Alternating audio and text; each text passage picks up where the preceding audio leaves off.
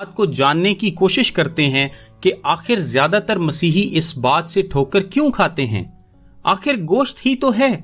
तो आइए चंद बातें देखते हैं जो आम तौर पर मसीही लोगों के लिए ठोकर का बायस बनती हैं। सबसे बड़ी बात जो मसीही लोगों के लिए ठोकर का बायस बनती है वो ये है कि ये कुर्बानी उनकी तरफ से इसहाक की कुर्बानी की याद में नहीं बल्कि इस्माइल की कुर्बानी की याद में गुजरानी जाती है। मसीही इस बात पर ईमान रखते हैं कि इसहाक ही वादा का फर्जंद है और उसी को कुर्बानी के लिए ले जाया गया था। इसका जवाब मसीहियों को यह सुनने को मिलता है कि बाइबल बदल गई है और तुम एक तब्दील शुदा किताब को मानते हो। सो मतलब यह हुआ कि अगर इसहाक वादे का फर्जंद नहीं तो नजात भी इसराइल में से नहीं और मसीहियत की बुनियाद ही गलत है। यानी उनकी कुर्बानी की बुनियादी तालीम ही बाइबल की तालीम के बरक्स है। क्योंकि अगर वो बाइबल को सच माने तो बाइबल के मुताबिक इसहाक को कुर्बानी के लिए पेश किया गया था। सो वो बाइबल को झूठा ठहराते हैं। सो अब जब एक तरफ बाइबल की बात को झूठ ठहराकर रद्द कर दिया जाता है और दूसरी तरफ चंद मसीही इसी कुर्बानी का गोश्त मजे ले लेकर खाते हैं और इसमें शरीक होते हैं, तो जब एक मसीही ये देखता है तो उसको ठोकर लगती है और वो तजब्जुब का शिकार रहता है कि उसे क्या करना चाहिए। अब आपको ये फैसला करना है कि क्या इन बातों से किसी भी मसीही के दिल का दुखना या उसका ठोकर खाना ठीक है या नहीं।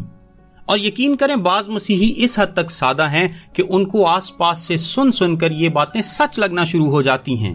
और जब चंद लोग गोश्त और भाईचारे के नाम पर इन रसूमात में शामिल होते हैं तो हम उन मसीहियों के ईमान को कितना नुकसान पहुंचाते हैं ये आप शायद अंदाजा नहीं कर सकते।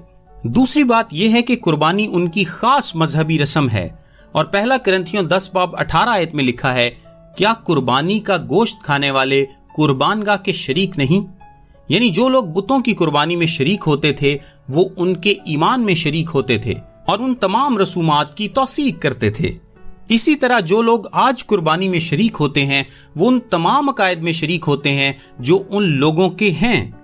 उनके अपने मजहब के हवाले से उनका जो भी अकीदा हो ये हमारा मौजू नहीं, लेकिन मसीह और बाइबल की सच्चाई को लेकर जो उनका अकीदा है वो मैंने पहले ही बयान कर दिया है।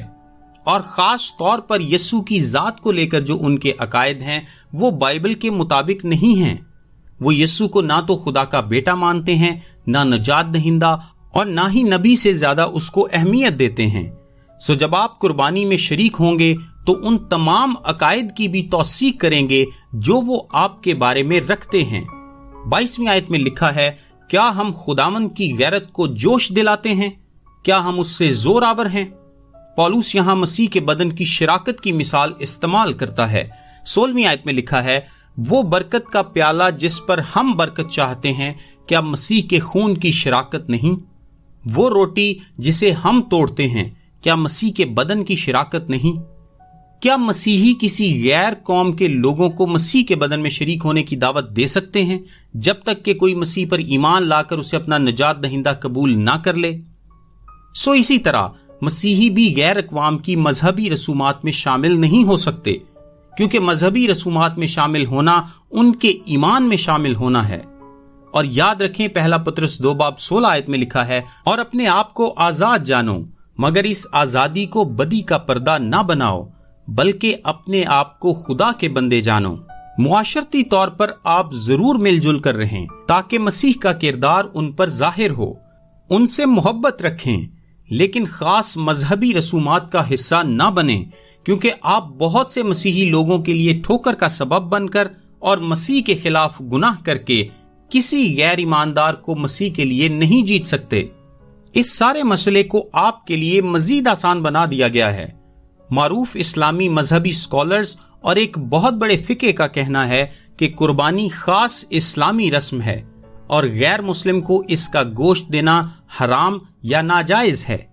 ये बयान आपको ये समझने में मदद देगा कि ये वाकया ही उनकी खास मजहबी रस्म है और वो खुद इसमें आपकी शिराकत नहीं चाहते।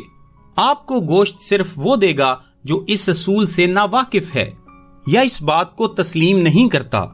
वो लोग इस बारे में ज्यादा ख्याल रखते हैं कि किसी और की मजहबी रसूमात में शामिल ना हो और ना खुद की मजहबी रसूमात में किसी को शामिल करें, کیونکہ مذہبی رسومات میں شریک ہونا صرف رسم ہی میں نہیں بلکہ اس کے پیچھے موجود ساری سوچ اور تعلیم میں شریک ہونا ہے۔